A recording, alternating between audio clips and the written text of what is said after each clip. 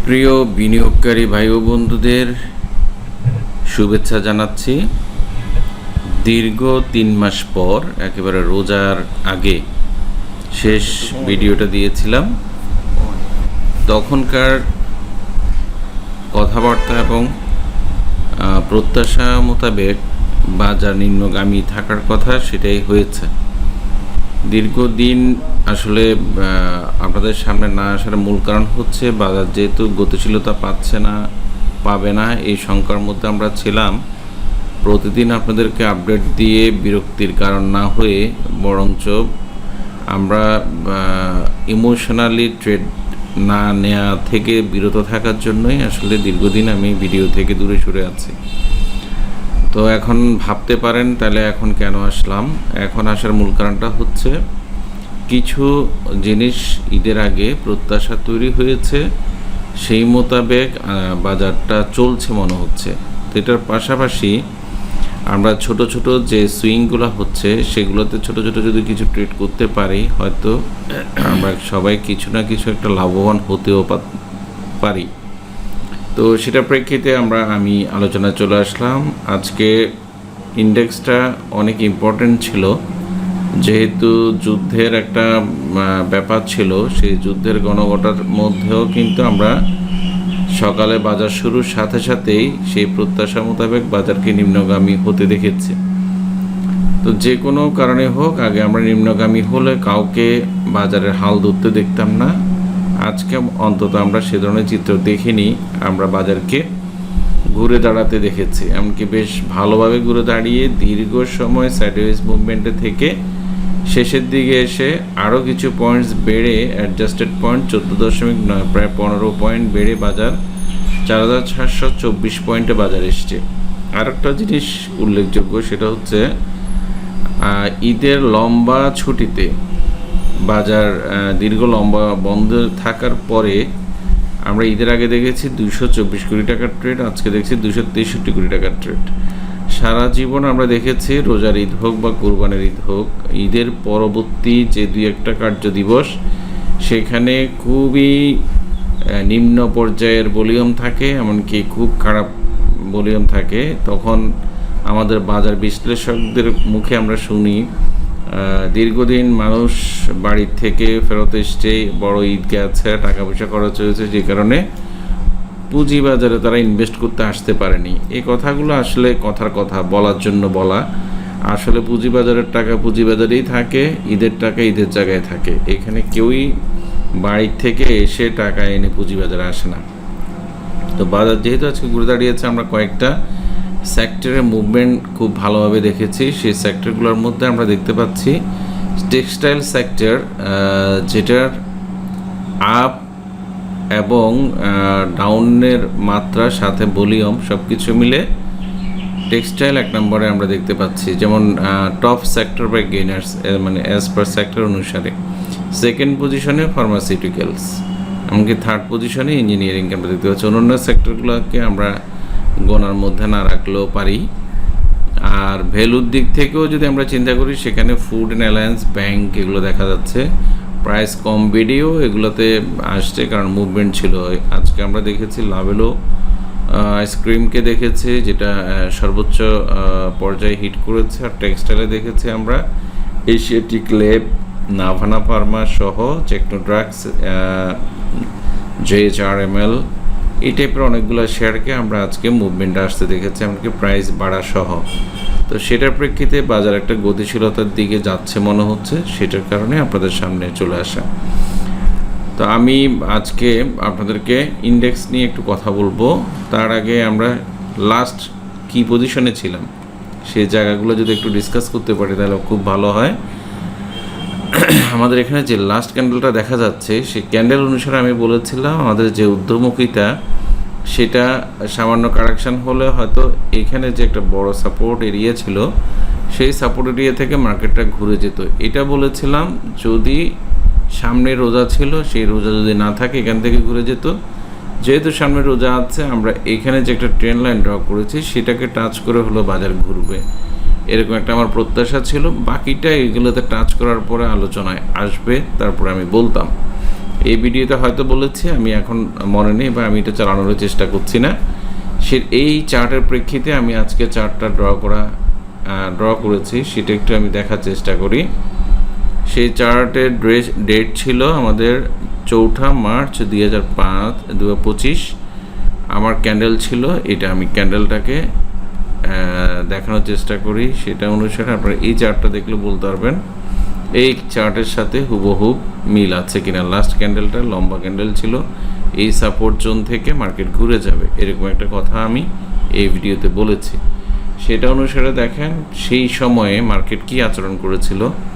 Market 2 দিন উপরে যাওয়ার চেষ্টা করেছে, যেহেতু এখানে লম্বা উইক ছিল তা আমরা ধরে নিয়েছি মার্কেট চরমভাবে পড়বে। এমনকি পড়ে এই জায়গাগুলোতে, খুব কাছাকাছি জায়গাগুলোতে হয়তো এখানে ব্রেকডাউন করে এই 5020-এ চলে আসবে। তো এক্স্যাক্টলি আমরা যেটা চিন্তা করি সেটা ঘটে না সবসময়, বা আদৌ ঘটেছিল কিনা আমরা সেটা দেখি কীভাবে ঘটেছে। তাহলে এখানে একটা সাপোর্ট পেয়েছে, আমরা একটা গ্রিন ক্যান্ডেল দেখছি, 2টা 3টা 4টা পর্যন্ত আমরা দেখেছি। 4টা দেখার পরে আমরা একটা স্পিনিং টপকে দেখতে পাচ্ছি, যেটা অনেকটা হ্যামার ক্যান্ডেলস্টিকের মতোই দেখাচ্ছে। তো সেটা অনুসারে আমরা যেহেতু এখানে হায়ার হাই এই লেভেলটা আছে, যেহেতু হায়ার হাইতে যেতে পারেনি, তার আগে একটা লাল ক্যান্ডেল তৈরি করে ফেলেছে যেটা সেল ক্যান্ডেল। তো সেই প্রত্যাশা অনুসারে আমরা সেল হবে এটা ধরে নিয়েছি। সেটা অনুসারে দেখেন আবারও মার্কেট অনেক দূর উঠানামা করে আর এই ওয়ালটাতে মানে ঘেঁষতে চাচ্ছিল না। তো যখনই ঘেঁষছে তখন কিন্তু যে ছোট ছোট আপ দিয়ে মার্কেট মুভমেন্টে গিয়েছিল, সে বড় বড় ক্যান্ডেল দিয়ে কিন্তু মার্কেট পড়েছে।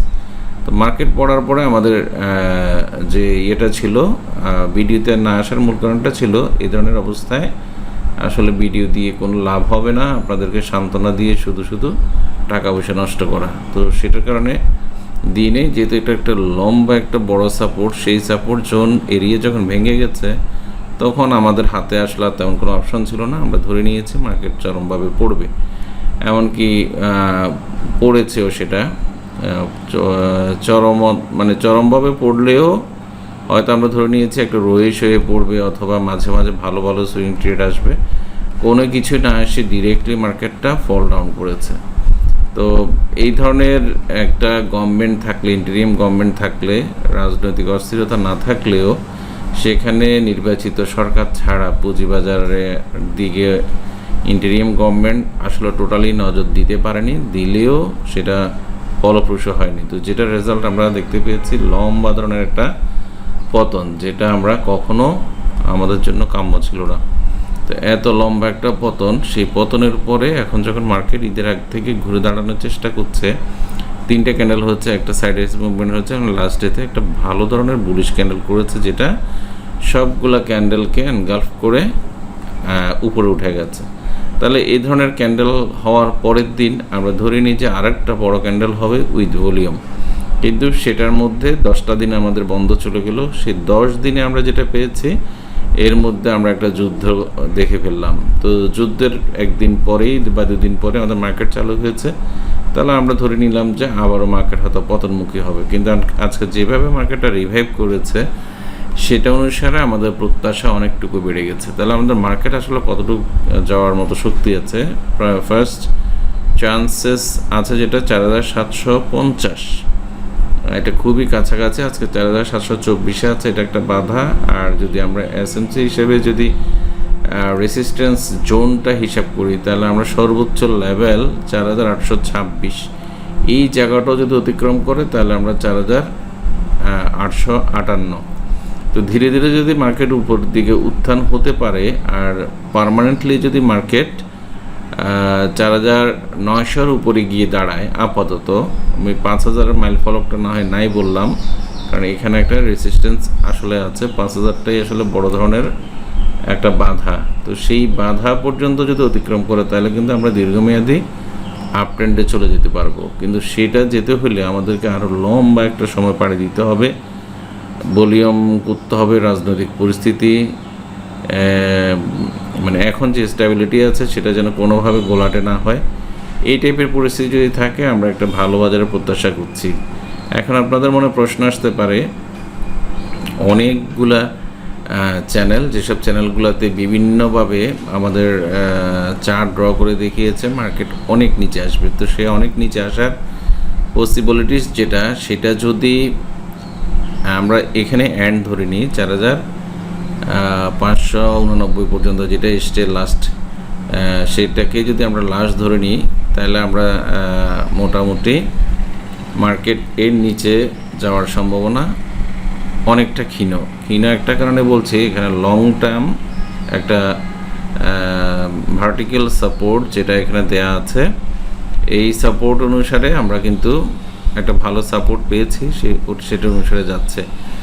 তার মানে এই নয় যে মার্কেট আর নিচে আসবে না, মার্কেট আবারও নিচে এসে আবারও ডবল বটম করে বাড়তে পারে, বা কিছুটা নিয়ে এখন যতটুকু উত্থান হবে সেখান থেকে পতনের পরে 50% থেকে 80% পর্যন্ত কমেও বাড়তে পারে। তো সেই জায়গাগুলোকে দেখে যদি আমরা ট্রেড করতে পারি, কোন মার্কেটের সাথে কোন সেক্টরগুলো যাচ্ছে, তাহলে কিন্তু আমরা মোটামুটি একটা ভালো ছোট প্রফিট করতে পারবো। এখন আপনাদের মনে প্রশ্ন আসতে পারে, আমরা সবাই তো শেয়ার কিনে ধরা আটকায় আছে, এমনকি কোনো শেয়ারে 20% থেকে 50% পর্যন্ত লসে আছে, তাহলে আমরা কি করব? এই অবস্থায় আপনাকে দুইটা জিনিস চিন্তা করতে হবে। যেহেতু আপনি মানি ম্যানেজমেন্ট না করে, স্টপ লস না নিয়ে আপনার শেয়ারকে আপনি ধরে রেখেছেন, তাহলে আপনাকে আরও দীর্ঘ সময় ধরে রাখতে হবে, যতদিন পর্যন্ত যেই জায়গাটায় আপনি কিনেছেন সেই জায়গা পর্যন্ত, যতদিন আপনার শেয়ার না যাচ্ছে। এটা গেলো একটা কেস। অথবা আপনার শেয়ারগুলো যদি ক্যাটাগরি চেঞ্জ হয়ে যায়, খারাপ ক্যাটাগরিতে চলে যায়, অথবা সেক্টর ওয়াইজ ওই শেয়ারগুলো টোটালি আর দাম বাড়বে না, বা কম বাড়লেও অনেক কম হবে, আপনি সেগুলোকে শিফট করে অ্যানালাইসিস করে যে শেয়ারগুলো এখন মুভমেন্টে যাবে সেগুলোতে শিফট হয়ে আসতে পারেন, তাহলেও লস কিছুটা রিকভারি হতে পারে। অথবা ফ্রেশ মানি এনে, তা আমি ফ্রেশ মানির পক্ষে না, ফ্রেশ মানির কোনো ভরসা নাই, যে কোনো মোমেন্টে ফ্রেশ মানিটাও লসে পরিণত হতে পারে। তো ভেবে চিনতে সাবধানে করাটা অনেক জরুরি। আমি আজকে আপনাদেরকে দুইটা সেক্টর থেকে কয়েকটা শেয়ারের নাম দেখাতে পারি যেগুলো রিসেন্টলি ভালো করতে পারে, যেমন ফার্মা সেক্টর আজকে যেভাবে ঘুরে দাঁড়িয়েছে, একদম মর্নিংয়ে আমরা মার্কেট 20 পয়েন্ট পতনেও কিন্তু এশিয়াটিককে আমরা 10-20 পয়সা করে বাড়তে দেখছি। যখনই মার্কেট পুরো পয়েন্টসটা রিকভার করলো, এশিয়াটিক হল্টেড করলো। এটার পাশাপাশি দেখলাম সেক্টর ওয়াইজ মোটামুটি এটাও আপ ট্রেন্ডের দিকে যাচ্ছিল, ধীরে যাবে, আর যাওয়ার যথেষ্ট পরিমাণে জায়গা আছে। এটা হচ্ছে আমাদের ফার্মাসিউটিক্যাল সেক্টর। সেটার পাশাপাশি আমরা টেক্সটাইল সেক্টরকে আজকে বেশ ভালোভাবে আমরা ঘুরে দাঁড়াতে দেখেছি। টেক্সটাইলের অনেকগুলো শেয়ারের দামও বেড়েছে। তো এই ক্ষেত্রে আমরা টেক্সটাইলটাও একবার দেখতে পারি, যেমন এই যে টেক্সটাইলও কিন্তু দীর্ঘ পতনের পরে এখানে সাইডওয়েজ মুভমেন্ট হয়েছে, সাইডওয়েজ মুভমেন্ট করে কিন্তু আবার উত্থানের দিকে যাচ্ছে। যেমন একটু আগে আমি ইন্ডেক্সে যেটা বললাম, এটা যদি লো হয়, এখানে যদি একটু আপ হয়, আবার কমে কিন্তু সে লোয়ার লো না করে কিন্তু ডবল বটম করেছে। This is call double bottom. সেখান থেকে মার্কেট আবার ওঠার চেষ্টা করছে। এখন এখানে হচ্ছে একটা ছোট্ট রেজিস্ট্যান্স, আজকে একবার টাচ করেছে। এই জায়গাগুলো অতিক্রম করতে পারলে আমরা টেক্সটাইলের দিকে নজর দিতে পারি। বিশ্ববাজারে তেলের দাম বেড়েছে, আর বাংলাদেশে যদি তেলের দাম বাড়ে, এটার পাশাপাশি আমাদের গার্মেন্টস সেক্টরগুলোতে বিরূপ প্রতিক্রিয়া আসতে পারে, যেহেতু তেল দিয়ে, জেনারেটর দিয়ে অনেক কিছু চালায়, গ্যাস দিয়ে চালায়। তো এই বিষয়গুলো আসলে পুঁজিবাজারে ইমপ্যাক্ট করতে হলে একটু সময় সাপেক্ষ ব্যাপার। আমরা যদি লস করি, সেই ক্ষেত্রে হয়তো এই ঘটনাগুলো আসার সম্ভাবনা আছে। তো আপনারা এই জিনিসগুলো মাথায় রাখবেন। আর এটার পাশাপাশি যদি আমি যে কয়টা শেয়ার বলতে পারি, সেটা হচ্ছে যেমন নাভানা ফার্মা যে কারণে বলছি, সে একটা পর্যায়ে লোয়ার লো করেছে, কিন্তু এসএমসির ফরম্যাট অনুসারে একটা প্রাইসে এসে এই প্রাইসটাকে ট্যাপ করে কিন্তু উপরে গিয়ে সাইডওয়েজ মুভমেন্ট করে আজকে কিন্তু প্রাইস হাইক করেছে। তো এটা আবারও 55-56 টাকা যাওয়ার একটা সুযোগ তৈরি করেছে উইথ ভলিউম অ্যান্ড প্রাইস। তো এটা খুবই প্রমিজিং মনে হচ্ছে আমার কাছে। তারপরে আরেকটা শেয়ার আমি দেখেছি, সেটা হচ্ছে টেকনোড্রাগ। আমরা টেকনোড্রাগকেও সিমিলার পজিশনে আমরা দেখতে পাচ্ছি। টেকনোড্রাগেরও লম্বা পতন শেষে, এই যে পতনটা হলো, এটা দীর্ঘ পতন শেষে একটু আপ হলো, আপ হয়ে কিন্তু এই সামান্য একটা আপ হয়েছে, তারপরে এটা প্রায় 60-70% কারেকশন করে আবার উপরের দিকে যাচ্ছে। তো সিমিলারলি আমরা এশিয়াটিকরাও দেখতে পেলাম আজকে যেটা করেছে, তার মানে কি দাঁড়াচ্ছে, আমরা এই টাইপের দীর্ঘ পতন শেষে যে শেয়ারগুলো উত্থানের দিকে যাওয়ার চেষ্টা করছে সেই শেয়ারগুলোর দিকে যদি আমরা নজর দিই, হয়তো আমরা স্বল্প মেয়াদী কিছু বেনিফিট পেতেও পারি। তো সবাই এই ছোট ছোট বিষয়গুলো ভেবে একদম বাজারের প্রতি হতাশ না হয়ে নেগেটিভ অ্যাটিটিউডে না গিয়ে আমরা যদি হালকাভাবেও দেখি, তাহলেও আমরা ছোট ছোট লাভ করতে পারবো। তো ধন্যবাদ।